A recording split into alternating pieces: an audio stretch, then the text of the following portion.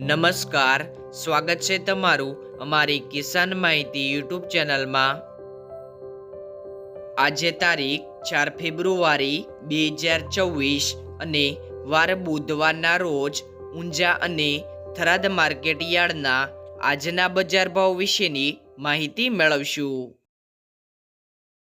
Unjha market yard બજાર ભાવની અંદર સૌથી પહેલાં વાત કરીએ તો જીરું 3600 થી 4685 રૂપિયા, વરિયાળી 1215 થી 6911 રૂપિયા, ઈસબગુલ 2380 થી લઈને 2862 રૂપિયા, રાયડો 1052 થી 1255 રૂપિયા, તલ 1710 થી 1750 રૂપિયા,